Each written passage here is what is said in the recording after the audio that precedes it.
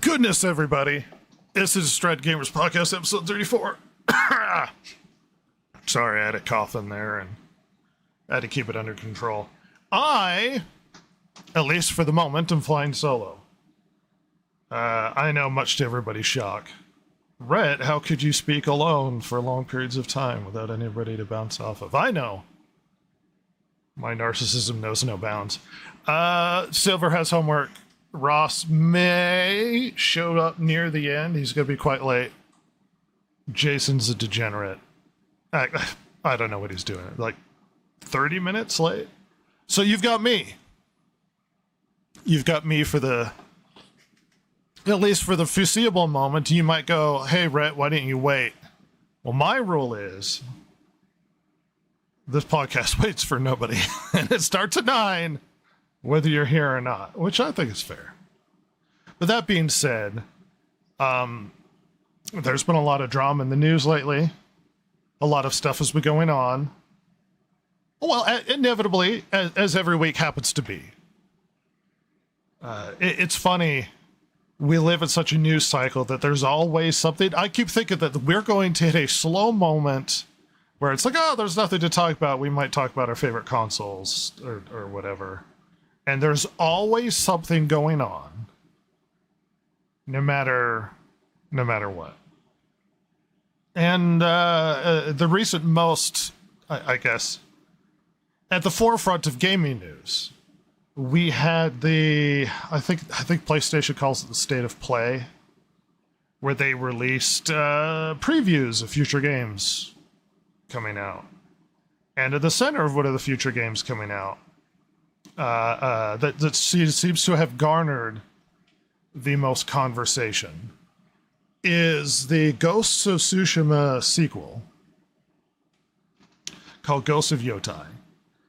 And I know you're going, oh, well, of course, you're going to get up here and you're going to start complaining about why is there a woman in the game? Because much to everybody's shock when they've watched the trailer, the game no longer features Jin Sakai, I believe his name is, from the first game.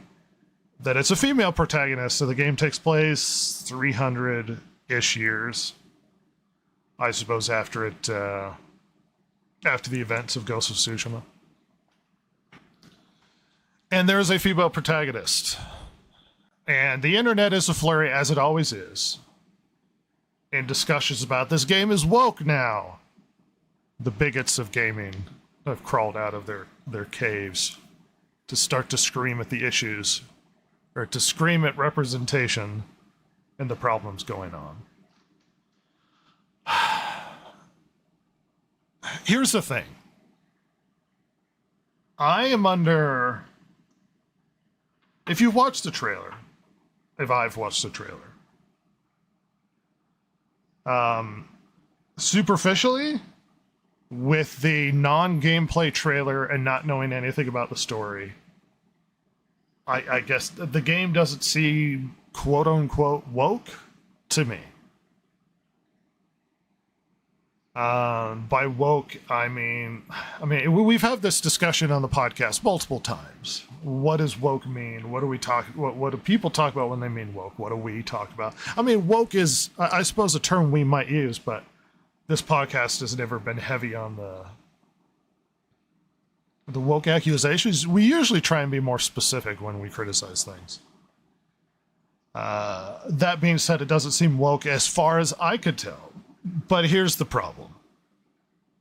Much like anything else, inevitably so.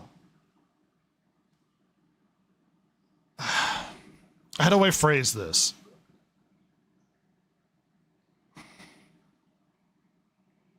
The problem we're represented here, because I know there are going to be bad actors when responding to this, is we've been burned before. And I know you're saying, well, what's your problem with the female I don't, at its core, I don't have a problem. And everybody has more than enough right to make an assessment based upon what they've seen of the game as to whether or not they want to spend their money on something. It's their money. And they have every right to make an assessment, bigoted or not. The people might have reasonable decisions as to whether or not they want to participate in it. More than fine. The problem is they don't necessarily deserve the benefit of the doubt. Sucker Punch Games has produced quality games in the past. Ghost of Tsushima is great. They did those ones with the redhead with the robots. I couldn't get into it. My sister was obsessed with the first one. She had mixed feelings about the second one. Oh, look, it's Jason. I made it. This podcast waits for no man, as I've said previously. Yes. So I was out of town today. I was thinking I'm not going to make it back in time. Fortunately, what I was doing ended at like 6 o'clock. I got back at 7. So I'm thinking, hey, I'm going to have plenty of time. And all of my family is out in our yard building our deck. And I'm like, oh, I can't just leave them and not help out. You should do that thing where you're standing in the window eating an ice cream, watching them work. Right. Fortunately, they actually ended sooner than I thought they were going to. I thought they were going to keep going, but they ended about 2-3 minutes ago. I'm like, okay, get in the house quick. Well, I was actually trolling Chance if I could get him in for a bit, because I've got a rant in me. I foregoed much introduction. I roughly explained. Silver has homework. Ross may, quote unquote, be here later, if not for the mysterious second part of this podcast that none of us are going to talk about. No, there's filmed separately, not one big gigantor podcast that I cut up in. Anyway. So I was in mid-discussion about the new revelation of the Ghost of Tsushima 2, Ghost of Yotei, I believe it's called. Right.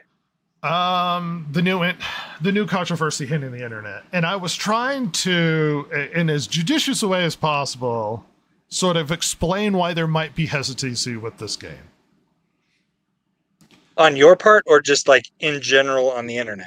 In general on the internet. See, okay. Look, Ghost of Tsushima, well beloved. I think generally people didn't really have issues with the representation of Japanese culture, to the point where the island of Tsushima granted Sucker Punch Games like official, what do they call it? Like official representatives of the island or something. Like a great honor. I can't remember the other Sucker Punch games. It was the one with the redhead where she fights robots. New Horizon? Yeah. My sister loved the first one. The second one she had mixed feelings on, whatever. I couldn't get into them. I had issues with the world building. Beside the point. So the Tokyo Game Show, I'm repeating myself in the podcast, but I'm going to repeat this just for Jason's sake. Tokyo Game Show had PlayStation had this big state of play thing they revealed a bunch of upcoming games and information and whatnot. And one of them was a revelation for Ghost of Yotei. Yotei, I believe it's pronounced. At any rate, so the internet was a flurry in reaction because much everybody's shocked that the protagonist is a woman. And then inevitably the criticism comes out of the woodwork, attacking people who have a problem with the protagonist being a woman for whatever reason. The problem right now with this is that it smacks of diversity, equity, blah blah blah. Well, okay. Granted, but I have a rant that could clarify this as best as possible. And I'm going to retread slight ground, but I apologize if you're listening to this podcast if you're hearing this again. But at its face, as best as I could tell, according to the trailer, and things are subject to change, it doesn't seem quote unquote woke. Okay. Right. At its surface, it just seems like the game seems fine. The thing is, if you have an issue with this, for whatever justification, or for however you feel, you are more than justified on making a decision whether you want to or don't want to participate in this game because it's your money. Right. And your feelings are fine for whatever reason. And mainly because this game doesn't exist in a vacuum. And I'm going to address some criticisms, but I watched a minor video where people brought up this on the YouTube channel Inside Games, formerly people from Inside Gaming that turned into Funhouse, that turned into Inside Games. And their essential response was like, why is it a problem? They're getting angry on the internet for no reason. I apologize for paraphrasing. I was going to play the video, but I have got like weird audio driver issues.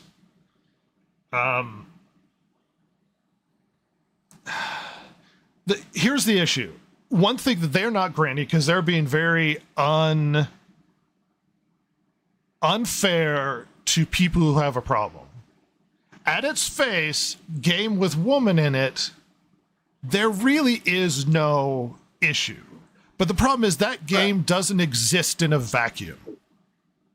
That game doesn't exist in a world where we haven't already had race-swapped characters or gender-swapped characters or disrespect of certain cultures across the gamut of forms of media. So you may go, oh, because Bruce's point was, well, if you have a problem with this, then there's something wrong with you. This game doesn't exist in a vacuum. It exists in a world where there is a representative, there is somebody playing the King of England who was gay, black, and in a wheelchair. This game doesn't exist in a vacuum. It exists in a world where we have race-swapped kings of Norway in the Viking Age. We have race-swapped Achilles when they're making the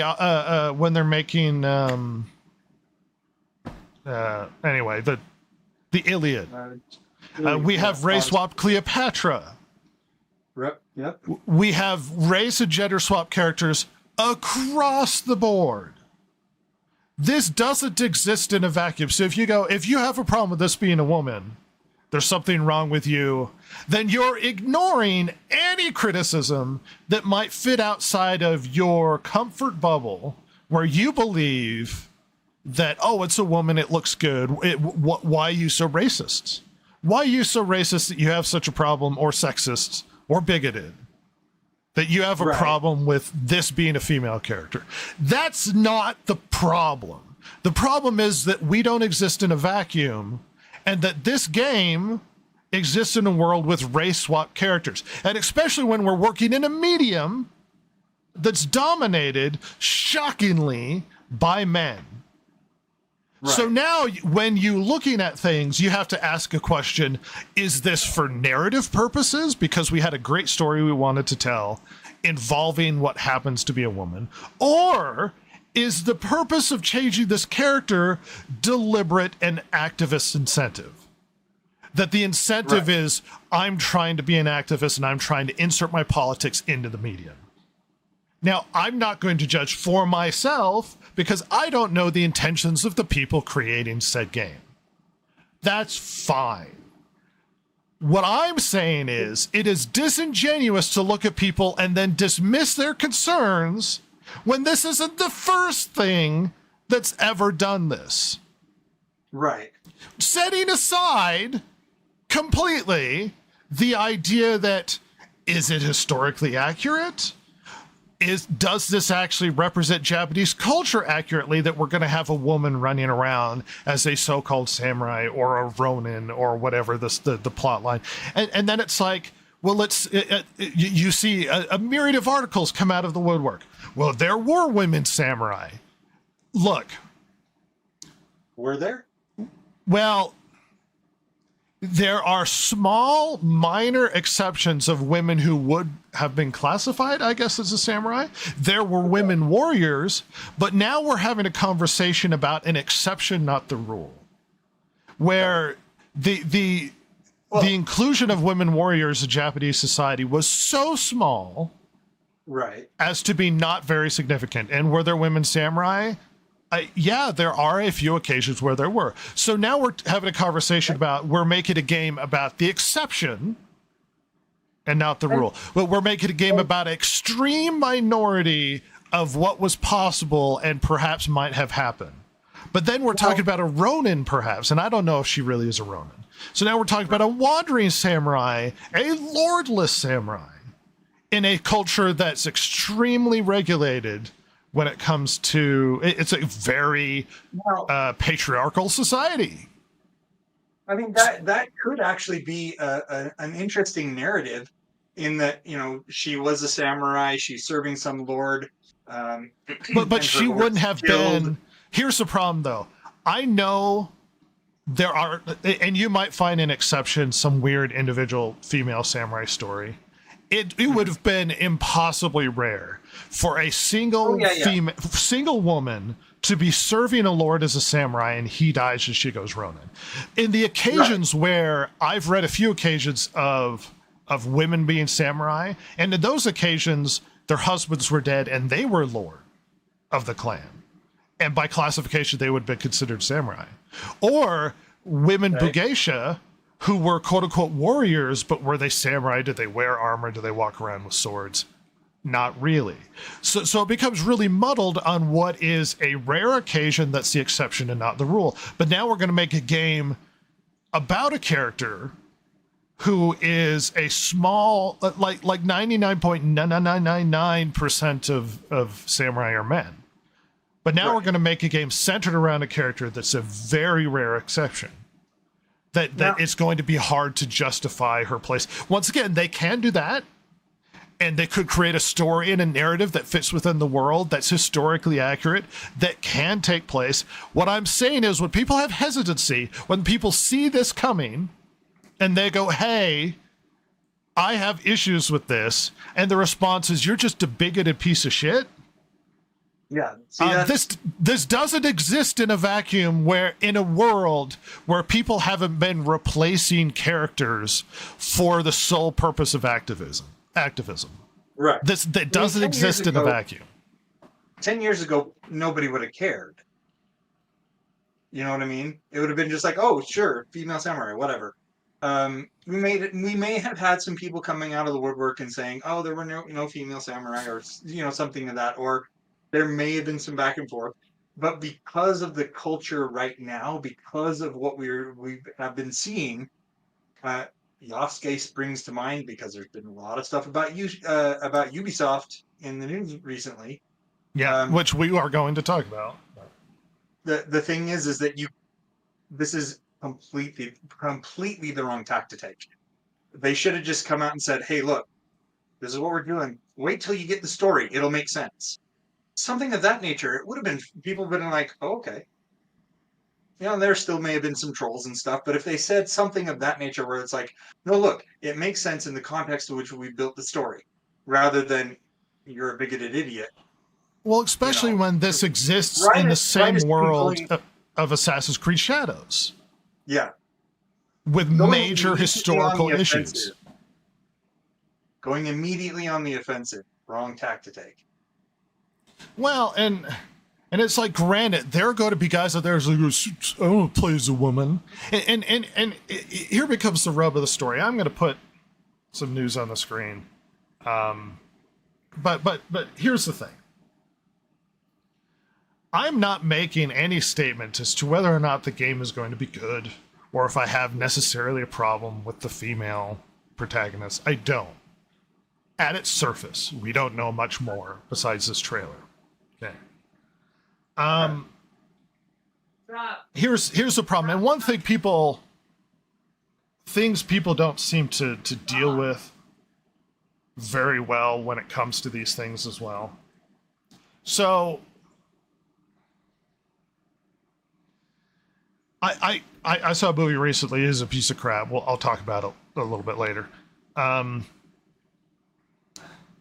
When you consume a form of media, oftentimes you have to ask yourself questions as to why is the decision made this way? It's like, why is the character doing this? Why is the lighting or why are they displaying the environment in this way? Why did they decide to go with like an Art Deco? What is thematically they're trying to do with this? When you come with art, inevitably these questions are going to be arisen. And so inevitably the question becomes, well, why a female protagonist? Now, in the most favorable possible way to interpret this scenario is they had a great story they wanted to tell about a woman, but the problem is we don't live in a world where people really do that. We live in a world where there's deliberate activism, the deliberate intentional efforts to create inclusivity, if you consider that a positive, or diversity, if you consider that a positive. And it's like, okay, so let's address that then. This character, in a favorable response, I should say, I'm not trying to set up a straw man, in a favorable way, you might ask, well, why choose a woman to be the main character in what was previously is a male-dominated society, male-dominated martial class, in a game that was previously male, in a consumer base that's mostly male? Why the decision to make a female character? Well, we had a good story, okay. Or, which would often be a defense to this sort of thing, we wanted female representation so that women could see themselves in the game. I don't think that's an unfair response somebody might have, right? You're right. Okay. I hate that. I hate that rationale. Well, I do, but I'm going to try and break it down. Yeah. So if that's your response, if what you're saying is,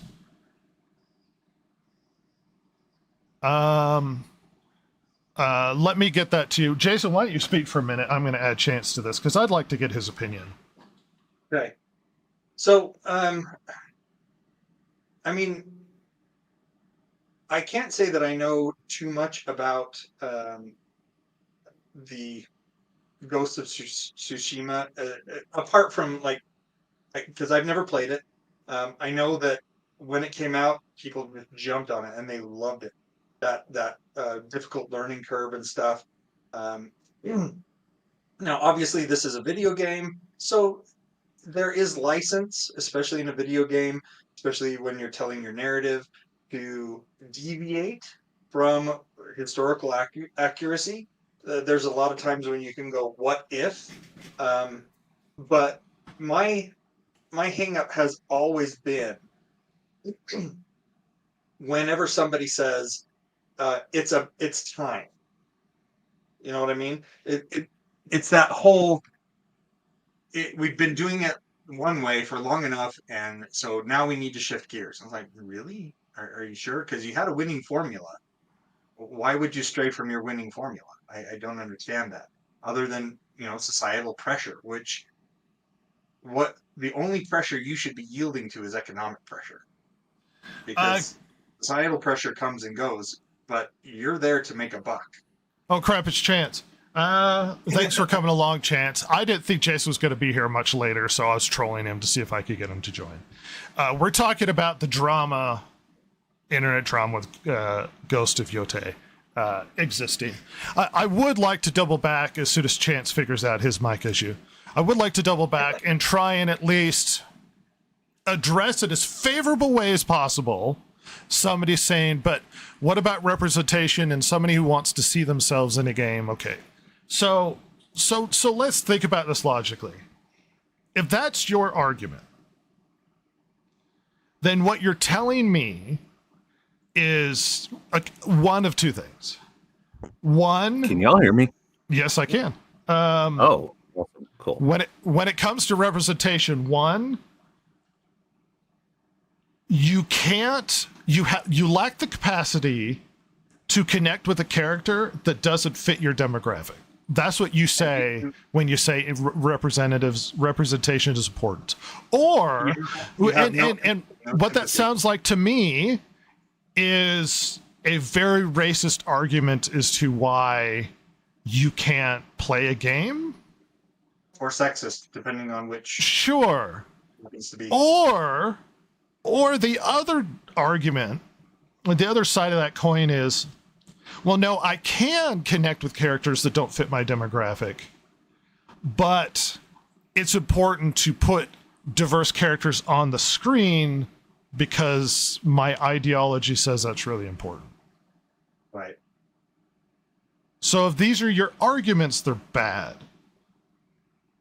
Because you're either bigoted or you're an activist intentionally inserting things into the game. Once again, I'm trying to address the drama that simply exploded with the existence of this game. At a surface, I can't say that it's woke, at least based upon the trailer.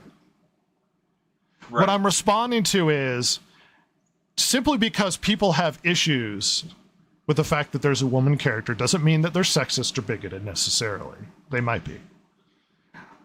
When people say they have issues with it is because we don't live in a world where we haven't already been race swapping and gender swapping characters all over the place. We don't live in a vacuum where this hasn't already been going on. So there's fair to say, hey, I have a question as to what the motivation is of inserting a female character into a game that's previously dominated by men. That being said, it may be good. I don't know. I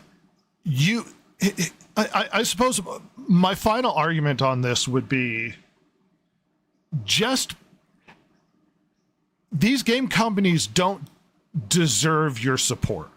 They have to earn your support. Every time. And crawling out of a hole in the ground, screaming misogyny if somebody has issues or might dislike it. Because by the argument, it's important to have representation so I can see myself in the game. Well, now men can't see themselves in the game. So by that argument, can they just go, well, I don't like it and I don't want to play it because I'm not represented? Isn't that the same side of the same coin? Or am I insane here? It is, but the people who are on the activist side will just say that you're bigoted. The game still may be good, but they don't deserve your encouragement. They don't deserve your enthusiasm. They don't deserve your support. They need to earn that by making a great game with a great story that encourages you to come and play. I apparently am going to come across as an incredible bigot and a sexist. Chance, what's your thoughts on the game, on the announcement of the female protagonist of a game that's come out pretty recently? I have no idea what you're even talking about. I don't really pay attention to gaming news anymore. Well, let me clarify. You heard of Ghost of Tsushima?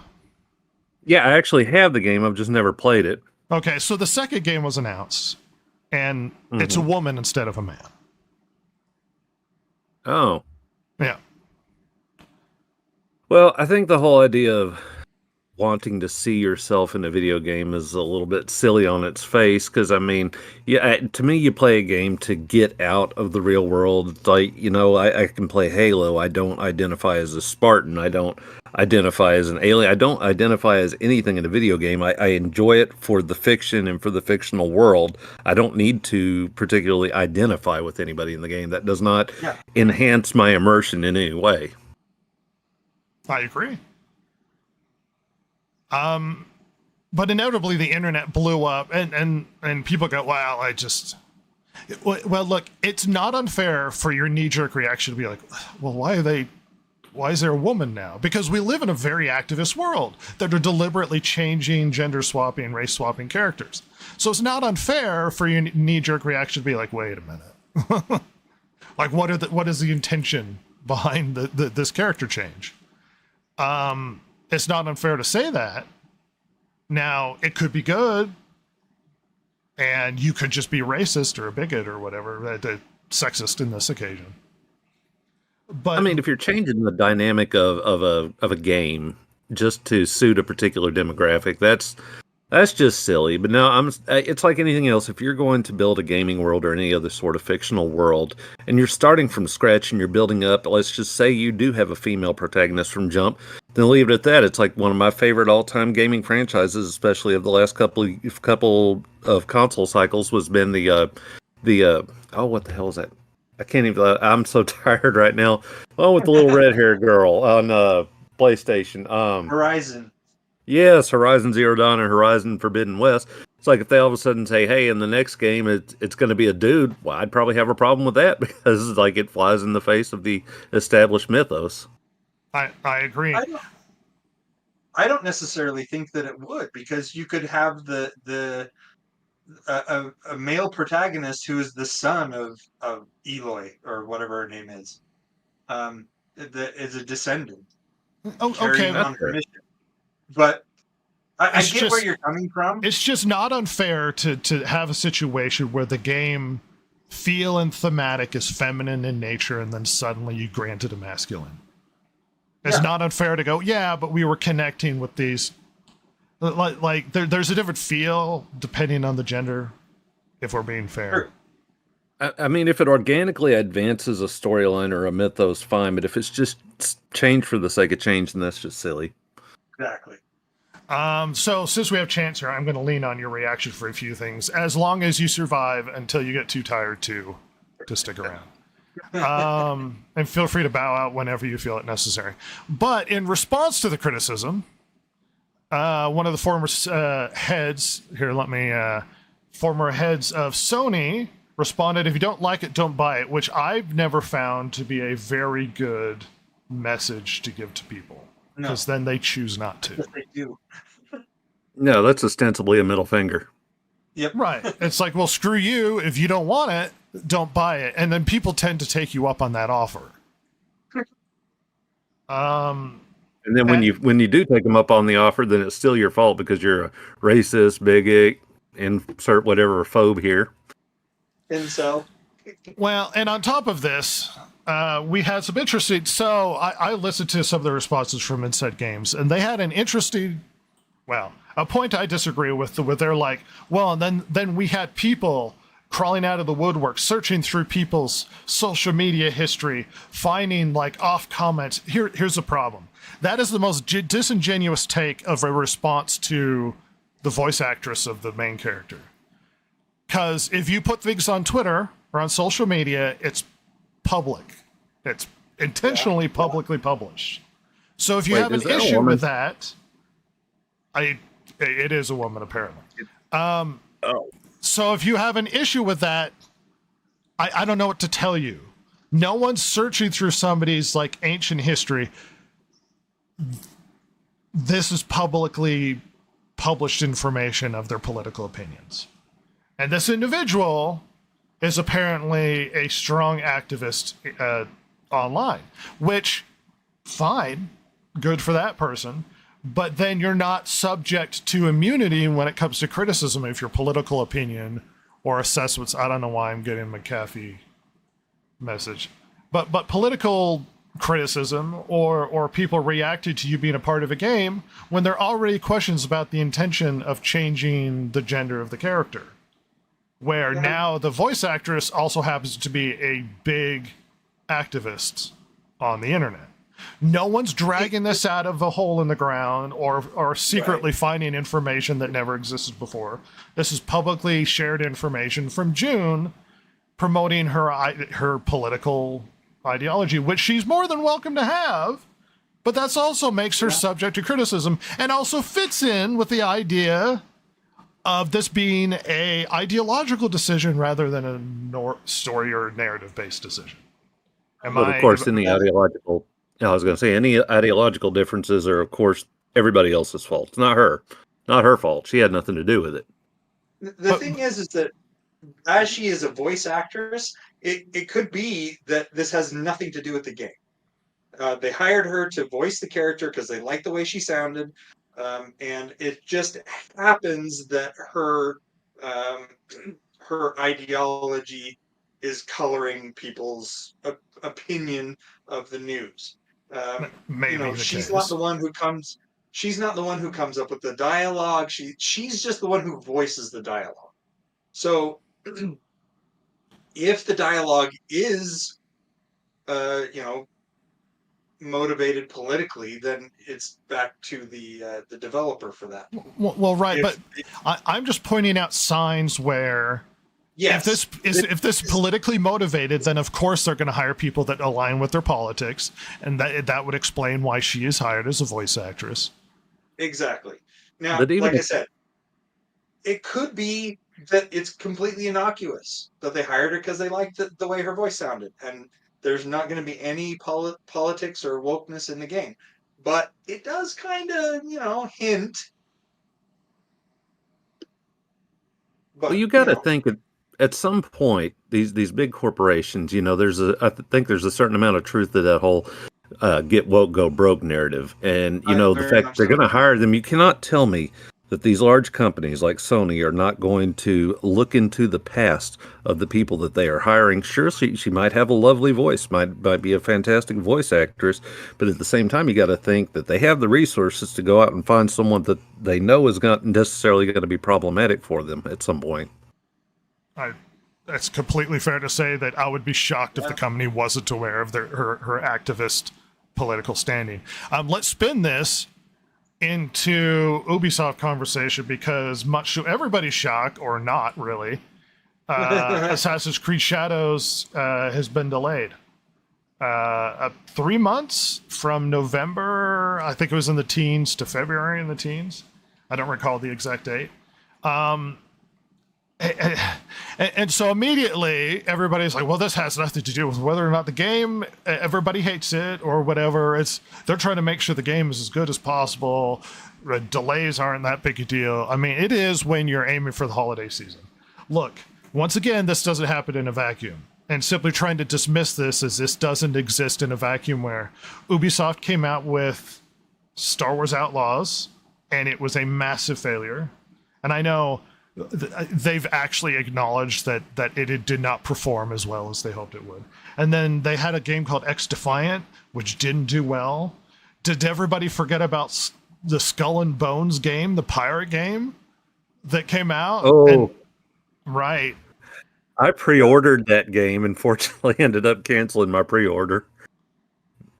And so I don't think this exists in a vacuum. I think this is a response to the negative feedback and the fact that Star Wars Outlaws, whether or not people decided to buy it or not, based upon it being a female protagonist or woke or whatever decision people wanted to make, the game was apparently very buggy.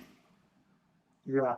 And this might be a knee-jerk reaction and afraid of the problems that might occur because they released a very buggy game, so they want to polish it more, want to make sure that the game is performing better. I mean, if you're going to kind of play devil's advocate here, you kind of have to say, well, that could be the reason. It may not be that they're just trying to cover their butts, that they actually are looking at it and saying, you know what, we need to work on this. We need some more time. We can't push this out. But at the same time, with the fact that their stock is dropping, with the fact that people are not happy with the games they've been putting out recently, with the fact that there's been so much backlash with Assassin's Creed Shadow, it's like one of those things where it's like, if we follow the trail here, you just telling us that you're delaying this so that you can give us the best game possible, it kind of feels like there may be other motives. Well, and that's your delay PR speak. Response to delay exactly. is a 20% drop on their stock. Which also places us into, if I can pull this up, the year to date, 54% down. That is a hit. So you could spin this, but we also exist in an element where Ubisoft hasn't been performing. Yeah. Is this new Assassin's? Oh, I was going to ask, is this new Assassin's Creed game a Sweet Baby Inc.? Because I seem to remember hearing something about Ubisoft having some ties with them. Well, if you're paid attention to our reporting of last week, there was some interesting information. Because I know you listen to every minute of this podcast. Every minute. But last week, I brought up that there was some interesting information that we discovered. That apparently their Japanese expert to make sure that they check the box of having a Japanese person sign off on the game apparently was found out to be a former Sweet Baby Inc. employee. And then everybody was shocked.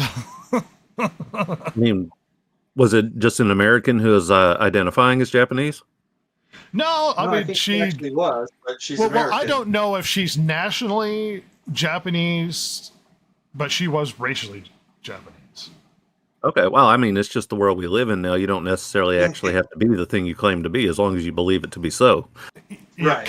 Come to think of it, she might nationally be Canadian, if I recall. But don't quote me. Canadians aren't even people. Well, they're not. But unsurprising, in this world that we live in, Ubisoft has started an internal investigation because of the massive stock drop, and massive game failures, and this might foretell layoffs for the French studio. It's not surprising, given the situation that they're in at the moment. That they've had multiple failures and people are not responding well to the future game that they expect to be a massive hit. I wouldn't be shocked that there isn't an internal investigation from the board trying to figure out what in the heck is going on when they've lost 54% of their stock value year to date. Shocking turn of events. Everybody's surprised. But on top of that, which is the best timing for this, there is apparently a push for the company to go on strike.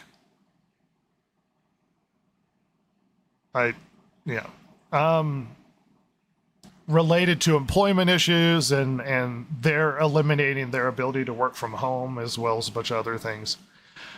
Going on strike at the moment, I think, destroys Ubisoft. This is the worst time to do this.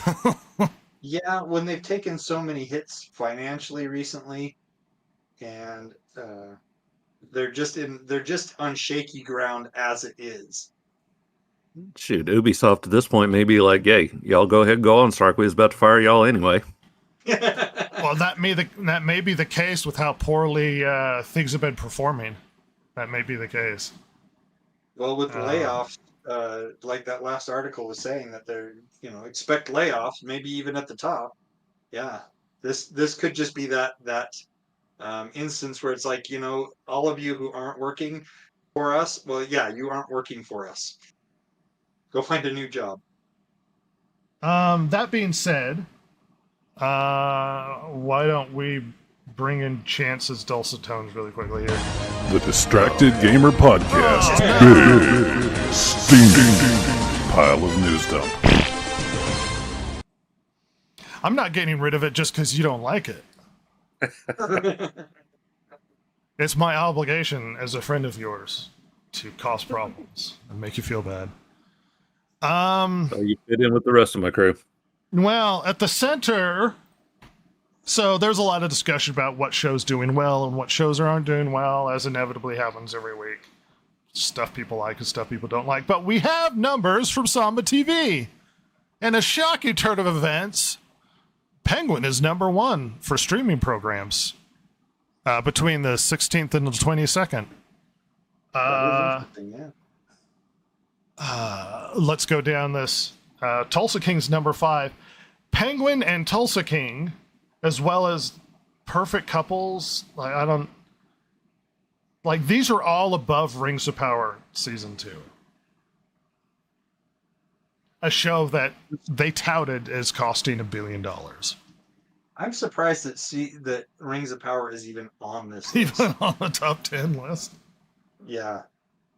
I would venture to guess that Rings of Power cost more than all of the other shows combined. Oh, yeah, easily. And Penguin's only one episode. Still. Is that the Colin Farrell Penguin? Yeah, it is. Hmm. I've seen it. I saw the first episode and I liked it. It's very mobster. Like, you saw the Batman, right? Yeah. So it basically takes place right after the events of the Batman, and the big mob boss in it, Falcone, dies. Right. So this is the show is essentially the inter mob fight over who takes over the Falcone crime family, essentially. So it comes across more like a mafia show more than strictly a Batman show. I think I will dig it then if that's the premise. Yeah, and I quite like the first episode. I mean, granted, it's still subject to sucking since we're only on the first episode. But it's good. And I like Tulsa King season 1. I haven't seen season 2 yet, but the fact that Tulsa King is pushing Rings of Power down the list, I mean, it's not surprising, but it's embarrassing for Amazon. Yeah. And we have more concrete numbers from Samba TV of the rankings of streaming at the moment. Is there anything you're watching at the moment? Chance? I actually really don't watch a lot of television. The only TV I watch is football games. Other than that, I'm on YouTube and I'm watching documentaries and biographies. YouTube has surpassed, I think, of this last year for streaming Netflix as far as popularity. So it's not surprising that you're watching a lot of YouTube, because everybody's watching YouTube essentially. Yeah. I pay for Hulu and what else is it? YouTube TV for my wife, because there's like just a small handful of channels that she wants to watch, but she's the only one that uses it. Me and the kids, we just both use YouTube. Well, as most people tend to, and I don't think the streaming model is sustainable. We're going to have a crash of a few of these companies going away, I would expect. Yeah. That is my crystal ball opinion. Well, Paramount Plus that's already closed its doors? No, it's still open, but Paramount Studios, I think, was sold off. But Paramount Plus still exists, the streaming service. I think they're looking to merge, as I recall. Or hoping to. I remember hearing something about it, but I didn't remember what it was. Yeah, something in the realm. Oh, by the way, while I have Chance here, really quickly, I watched a few things this week. I watched Mission to Moscow, which is a movie from 1943 that Ross insisted I go watch with him. And it's the most propaganda-filled piece of garbage to come out of the U.S. government in a long time. Well, I mean, we've had propaganda-filled stuff since then, but it's really bad. It's essentially FDR asked Warner Brothers to make a movie to make people essentially feel better about America being allied with Russia. So the movie paints Russia as not being that bad, and kind of waves away or even justifies the Russian invasion of Finland as well as the Great Purge that happened under Stalin. Like, it's really bad. And it's like, oh, I wonder why we haven't heard of this movie. Well, it's because it's an apologist for Russian atrocities. Partially written by the guy that wrote Casablanca. Ah, interesting. Also, I watched Megalopolis, the final movie from Francis Ford Coppola, like yesterday. Ross wanted to see it, and his girlfriend was interested in this art house movie. I don't know if you guys have heard anything about Megalopolis. No. No. Francis Ford Coppola's apparent final film. Francis Ford Coppola did Apocalypse Now and Godfather 1 and 2 and various other films. Adam Driver's in it. There are a lot of big name actors in this movie. Oh, you lost me there. I had seen some stuff about this one, but Right. So we went and saw it. It felt like it was really long, if I'm being honest. How do I be... So I know there's a lot of hyperbole and extreme conversations when people talk about things like what's cut the best and the worst. Not exaggerating, this is the biggest piece of horseshit I've ever seen in my entire life. Don't see it.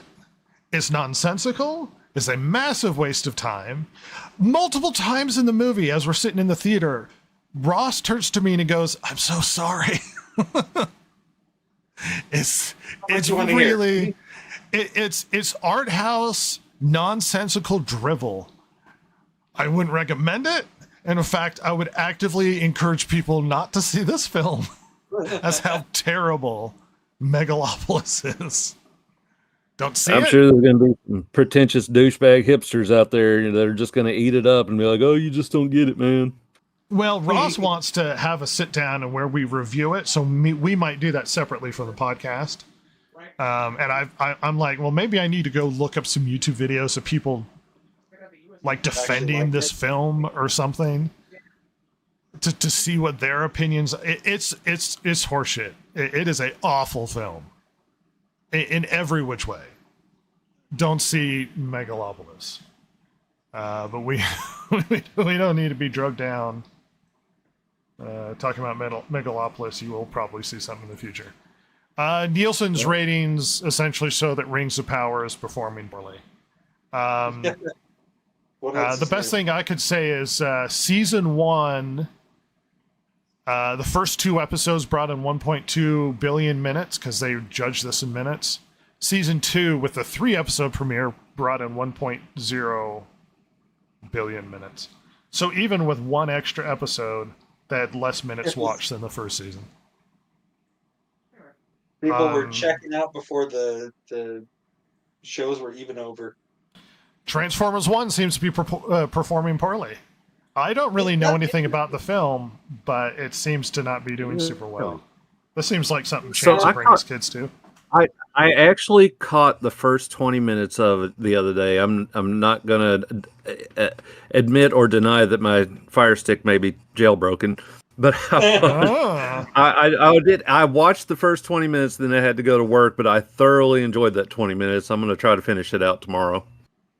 See, I'd heard some good stuff about it. I heard a lot of people praising it, saying that it was. I'll tell you, if you grew up in the 80s and you grew up Transformers fans, like there's definitely little Easter eggs and shout outs there that the younger generation's probably not going to catch, but the older cats will. I know there's quite a few. There was like one little scene where kind of, Orion Pax, Optimus Prime, he's just kind of this very upbeat, chirpy sort of character and just wants to grab life by the balls, that sort of personality. And he talks about having the touch and the power to get something done. And Alita 1 says to him, "You have neither the touch nor the power." And I'm like, I see what you did there. I know there are quite a few actors, voice actors in it. Chris Hemsworth, Scarlett Johansson, Steve Buscemi, quite a few. I'm not commenting on whether or not the movie's good. And Chance seems to have a positive response to it. All I'm saying is it seems to not be performing well in the box office. It does. I did see something on a trailer for it that to me didn't make sense. I mean, growing up, I watched the Transformers, and it was always about robots in disguise and all that stuff. Apparently, at least at the start of the show, Optimus Prime and the robots that he's with, they don't have the ability to transform for some reason. No, they do not. Which They to they me, are they are stuck. Him and Megatron. I think Megatron's name is D16 in the movie, and they're like, when I tell you, they're like brothers. Like those two, they have yeah. each other's backs. Yeah, it's like that's how Well, that's how their relationship begins. that's how their relationship began originally too, if I remember right. They were friends before having a fallout in the Decepticons and all that stuff. But they could always transform. But for some reason, they've decided to start this one with, "Oh, you can't." Oh, okay. Well, why are we watching this then? Well, I mean, I understand at some point in the movie they do gain the ability to transform. Not casting aspersions, but chance might be one of the reasons why the film is performing poorly.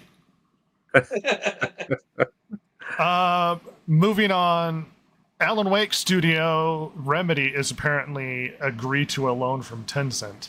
Let's remind everybody they still haven't been profitable on Alan Wake 2. So it's not.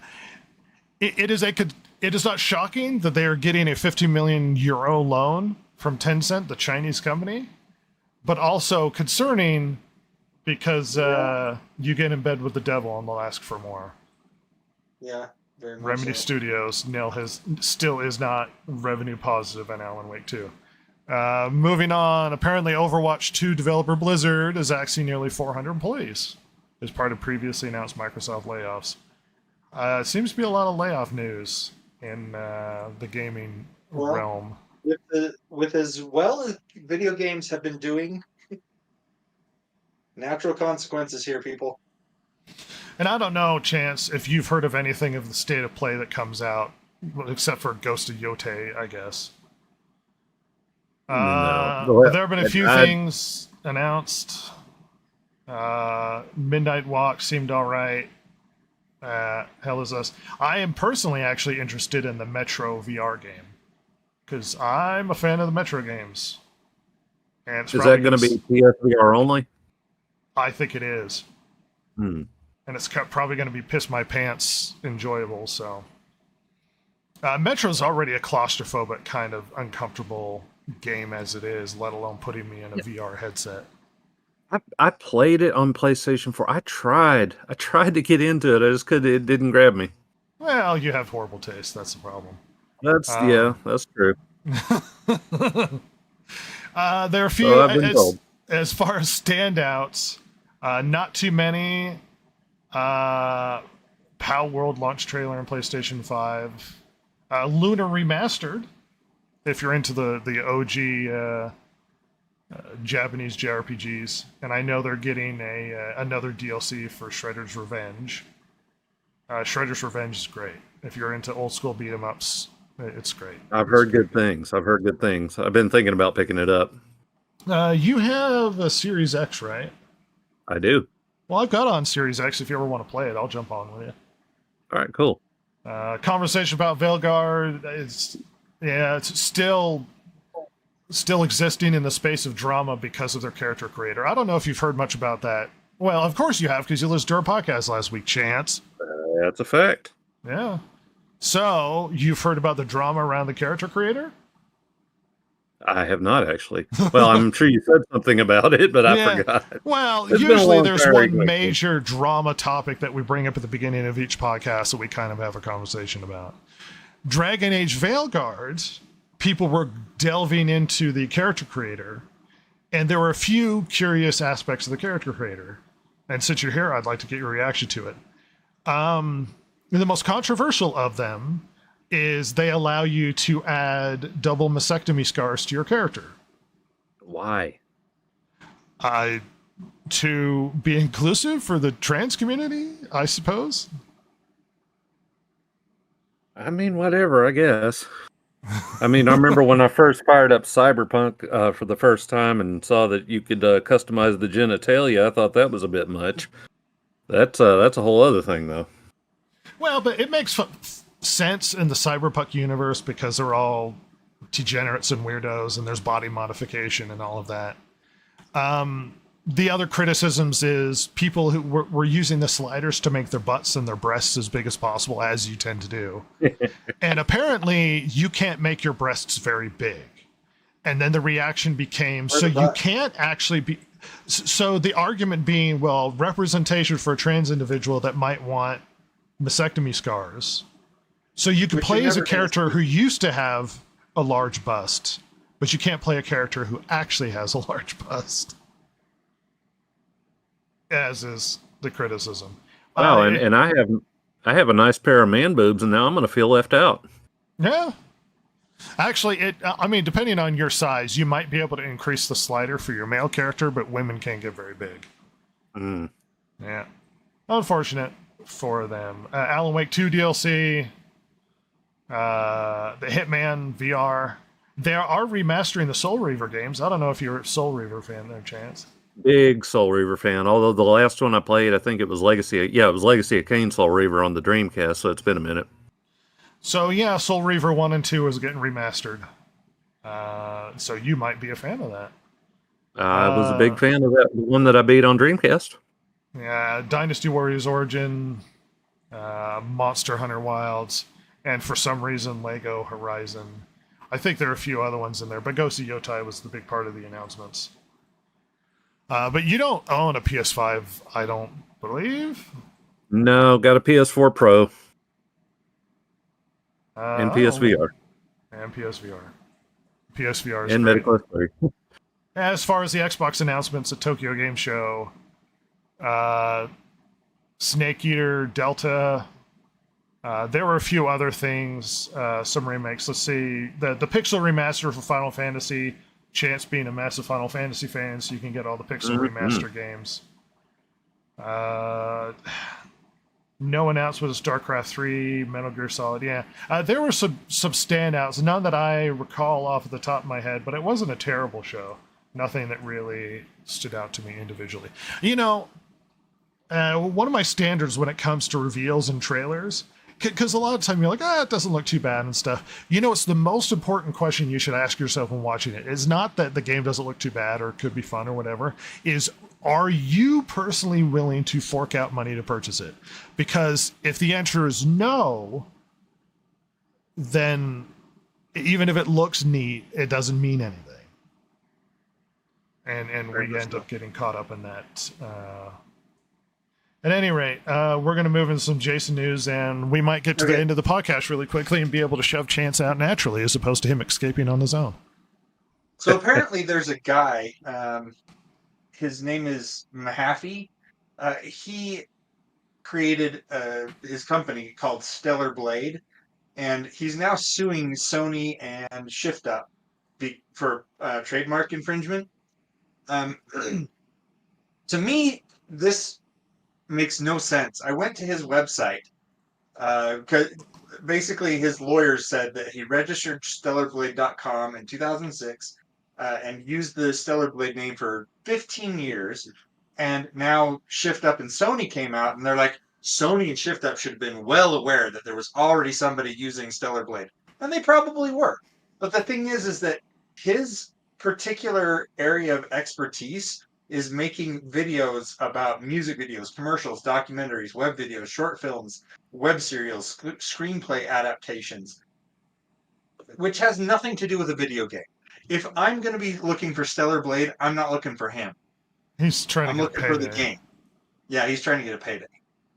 So I hope it works out well for him that he's getting some traffic now from this announcement. But what I'm going to do is, if I need a video made, I'm going to look for businesses that make videos, and hopefully he comes up.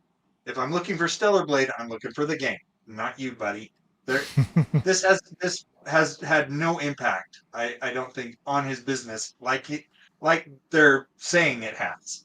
Well, you're not looking for when you Google WWF, you're not looking for the World Wildlife Forum. By the way, the Netflix documentary on Vince McMahon is up, and I've watched the whole thing, and I've enjoyed it. That? It's good. There could be passive criticisms back and forth. Vince McMahon was involved with it, but then he stopped doing the interviews when the revelations about him giving that lady a Cleveland steamer came out.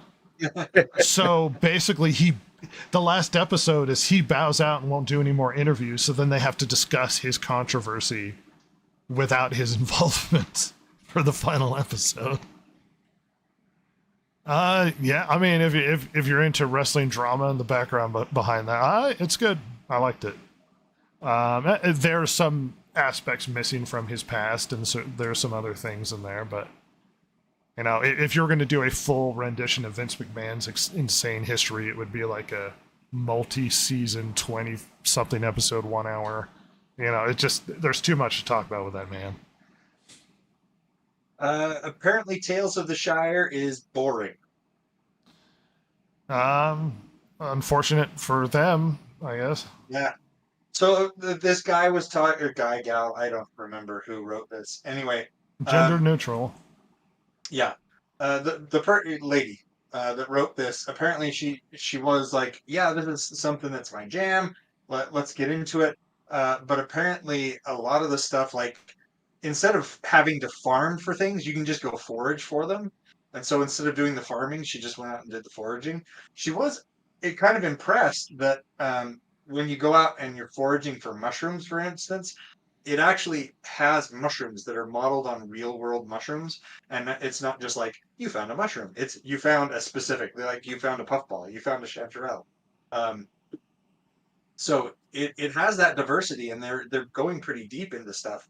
But the fact that, like, a lot of the things, cooking and the farming and stuff, you can just bypass a lot of that. Well, the problem people always seem to miss when it comes to video games, which needs to be repeated over and over again, is it fun? And if it's not fun, then what are we doing? Yeah. And a lot of the quests, it seems like they're just kind of, hey, go talk to this person. When you get to that person, it's, hey, go talk to this person, rather than actual quests. So I never had high hopes for Tales from the Shire to start with. It seemed pretty bland and kind of. I mean, are they delayed? I don't know. I think last week we talked about they were delayed, so Jason, pay attention to the podcast. That was a week ago. I don't remember yesterday. But apparently it like, I don't know. It just never. Who buys a Lord of the Rings game or one with the IP and thinks, you know what? I don't want to fight any orcs. I don't want to, do anything heroic. I don't know. I think Ross's argument was, it seems like the farming games, the Stardew Valley, those sorts of things, are high sellers, and it could fit into that realm of enjoyable, like girls that like it, running around making farms and building your little hobbit hole or whatever. So it has the potential to be an enjoyable, relaxing game where you're doing farming stuff like a farming simulator. Not necessarily my demographic, but it could be. Signs seem to be that it's not doing as well, or interest doesn't seem to be as great. But as I recall, it was delayed. But we should probably shift on. So Knights of the Old Republic, it is still continuing forward. They're much to everybody's shock. I think it's gone through a couple developers. Yeah, it's been rocky, but they're still working on it. Right now, we're still working on it, and we can't wait to bring you some more news. That's kind of the. It's going to be so easy to fumble that. Yeah. Let's see. Saber Interactive. As I recall, Saber Interactive actually has taken over from Aspyr to work on Knights of the Old Republic. So hopefully we'll get something good. Sweet. Right here, we're probably getting DLC for Space Marines 2 and a full sequel. So Space Marines 3. It's been that well received. Yeah, it seems to be a lot of positive reception at Space Marine 2. Yeah. To the point where, I delayed buying it because I was like, I'm going to wait to see if it doesn't suck. I'm a Warhammer fan, but Yeah, I'll give it a minute. And it seemed to be like it was good, so I bought a copy, but apparently Amazon tells me I won't get it till like the 5th of October. So go figure. Well, I mean that maybe is kind of speaking to its popularity. They're like, we can't get it to you because we're just sold out. That might be the case. Disney has finally told us that the show The Acolyte was over budget at $230 million. I think the This original. is why it was canceled. Well, see that the funny part of this conversation is everybody thought it was 180, but we found out that was in pounds. Yeah. So it's really $230 million for a show that was canceled, by the way. And I know there's been a lot of discussion about Agatha, the Agatha show. And there was some, I didn't bring it up in the news, but there were some numbers recently that they're like, well, Agatha's done 9 million views in the first week or whatever, which is apparently less than the Acolyte pulled in at like 11. So a show that was canceled performed better than the Agatha show is claiming is massive numbers. But it's always spin when you're trying to make your show sound really well. Nobody's shocked that every budget to come out Disney Plus is absurdly expensive and bloated in some weird, odd way. But I mean, the thing is that people are blaming this on trolls, but in reality, this is what killed it. Because if the show had been popular and had done well and just did gangbusters, the budget wouldn't have mattered so much. It would have been like, look, okay, you went over budget, but if we're making back more money than we'd spent on it, this would have been a non-issue. The metric is always how much did you make? How much did it cost? Mm-hmm. That's always that. Like, if it costs too much and you didn't get enough views, then you cancel the show. If you got a lot of views and it didn't cost a lot, then you're banging money and you should be, we'll see, new ones coming out. So I know this isn't really what we do, but I'm kind of glad for this. Well, at least reacting to, I suppose, the damage to a classic historical piece of art by climate activists. However you feel, we are intentionally not being political, but if you fall on the supports of the climate activist realm, damaging historical pieces of art is not going to garner you support. Nope. It mainly results in negative feelings. How do you feel about damage to cultural, like cultural pieces of art and statues, that sort of thing, for activism's sake, their chance? I mean, if you're going to go out of your way to damage historical works, that just tells me you're an asshole. Well, I think it damages your cause. I don't think anyone wants to hear you. No, not at all. No. Final story of the night. That final story. Valve will see you in court. So I don't know if you've noticed this, but the Steam user agreement got an update. Basically, they are no longer forcing you into arbitration for disputes with Steam. They decided that what's been happening is lawyers have noticed that by the terms and agreements that you agree to, they've been actually able to do kind of a class action type lawsuit with the arbitration, because Steam didn't say you have to do this one-on-one. So what lawyers have been doing is gathering tens of thousands of people who have complaints against Steam and then forcing Steam to arbitrate like 50,000 claims. And so Steam is like, this isn't worth it for us anymore. And now it's just, okay, we'll see you in court. Yeah. Oh, good for consumer rights. Yeah. I mean, at least they didn't write into the small print that if you bought Disney Plus, then you can't sue them for us killing your wife or whatever. I'm sure you've heard about that story, Chance. I have not. You'd be surprised how detached I am from a lot of this Chance stuff. is incredibly detached. So there was a story that came out a few weeks ago that garnered a lot of negative press for Disney, where this woman and her husband went to a restaurant that's not owned by Disney or in a Disney park, but they own the property. It's like a restaurant village or something. At any rate, they told them explicitly that she was allergic to peanuts. She gets back to the hotel and dies of anaphylactic shock. So she had peanuts in her food and she died, despite being warned, the restaurant being warned. Well, the restaurant area and property and that sort of thing is owned by Disney, so it's under Disney's banner.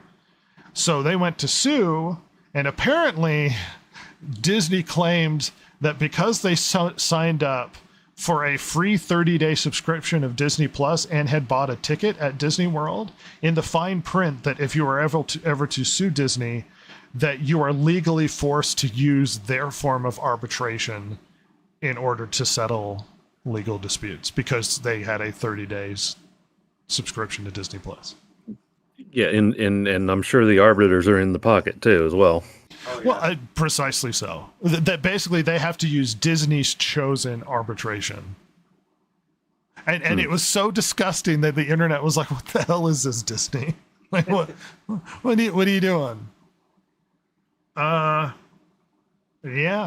But quick, tight, we don't have degenerate opinions from people like Ross and Silver, so I'm glad that they're not here. Yeah, where are they? Silver has tests she has to study for, and Ross, I think he's seen his girlfriend off. She's going to be gone for a bit, something like that. Okay, Priorities. I guess they have to go out and live life or something. Yeah. Poor decisions as far as I'm concerned. How are things been going for... See her off already and been here. Yeah. The podcast is the only priority. Family, job, religious All convictions, all secondary. I mean, how have things been going on with you, Chance? They've been going. I eat, sleep, crap, and work, and then repeat the process. Just the cycle of living. The kids are all alive and have their limbs. Yeah. Somehow I've managed to keep them alive and intact, despite their best attempts to make it otherwise. Well, that's why you make them malleable. They get hurt and they bounce back Yeah, up. that's my two little ones. They go back and forth between being best friends and mortal enemies every 5 minutes. Well, as siblings tend to do. And, in all likelihood, they'll get older and it'll spin to permanent mortal enemies and they'll never speak to each other. Well, in a perfect world. How's life out y'all's way? Well, as miserable as always. It's just the grind, the daily grind. We didn't really have our sort of conversation about how everything's doing. I watched a couple movies this week. Did I play some? Total War Warhammer. I played a bit of Total War Warhammer, but mostly I've been working on stuff. And I watched that really horrible Scorsese movie, or not Scorsese, Francis Ford Coppola movie. I watched a terrible movie this week. It was called Operation Endgame. And the premise was so bad. So this guy shows up for his first day of work at a clandestine organization run by the U.S. that's run under the auspices of the U.S. government. It doesn't officially exist. Well, it has two teams, Team Alpha and Team Omega. Apparently, the goal of Team Alpha is to take down enemies of the United States. And the goal of Team Omega is to stop Team Alpha. They work in the same freaking building. It makes no sense. It was so stupid. Artificial conflict for no reason. Yeah, exactly. I mean, I could understand it if there were two competing organizations and one was from Russia or something and the other one was from the United States and then they're at each other's throats. But no, the two teams are at each other's throats in the same building working for our government. It made no freaking sense at all. So just like our government. So stupid. Yeah, there you go. That may have been why. Wink. One interesting thing. Go ahead. No. I was going to say one interesting thing I heard this week. I don't know if y'all heard, but Mozart dropped a new single for the first time in 12. What was it? Like a 12-minute piece. It said that it was found in some library in Germany, and it's like they recently were going to perform it, and there was a whole big thing about it. That's awesome. Good for Mozart. Hopefully he gets Yeah, charts, I guess. Apparently, it's a 12-minute piece called what is it? Ganz. I don't speak German, but it's Silver does a bit. Ganz klein Nachtmusik. Oh, interesting. Something. Yeah, I'm curious to hear it. Yeah.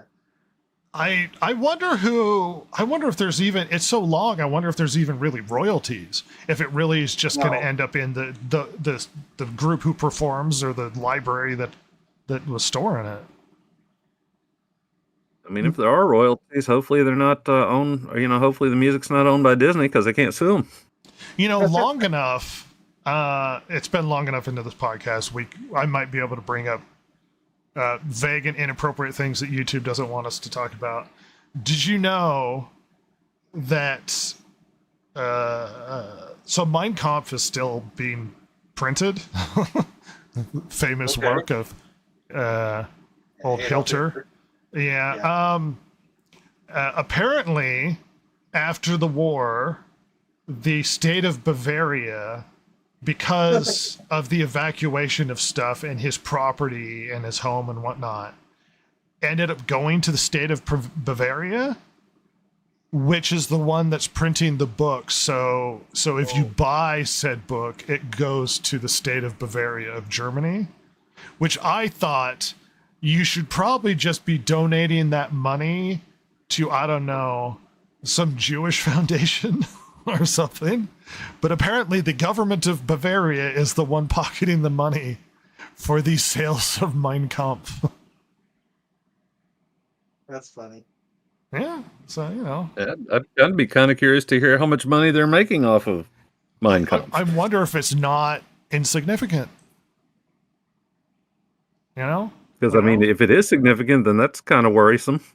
Well, it's like, what moral obligation, I suppose, do you have in reprinting the works of one of history's greatest monsters? Like, where that money goes? Or just the city is like, we were in a bad situation after the war, and it helped prop us up, and now it's just a big part of our budget or something. Like, we're pocketing it. Shut up about it. I wonder if they're putting a new forward in here that just says trigger warning. Well, they might have to, or at least some qualifier of like, we don't agree with the contents of this book.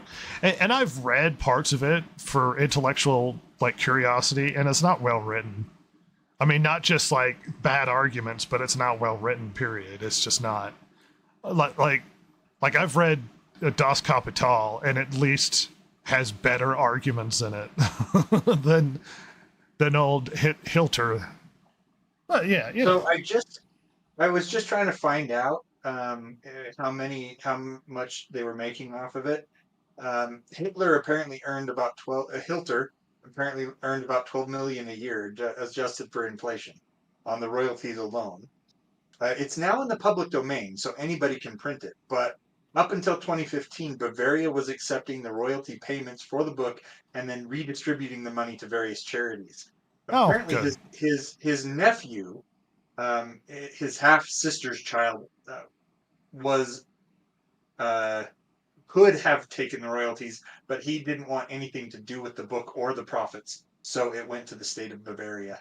Good for him. Oh, you learn something every day. That being said, we are going to allow Chance to get out of here. I appreciate you coming in with a sparse podcast. Yeah, I appreciate you having me. Well, you're always welcome. It's just a horrific time at night for you, or for rational human beings. When you get to be my age, man, once that clock hits past about 9 o'clock, it's like, yeah, there's nothing left. Chance gets fussy. Has to get tucked in. But right. we are going to let you go to bed, and we're going to end this podcast. Appreciate you, Chance. All right, take it easy. We're going to get out of here. I'm going to play the outro, and you can just disappear whenever you want to. All right, I'm going to go catch up with my crotch goblins. Later, bud.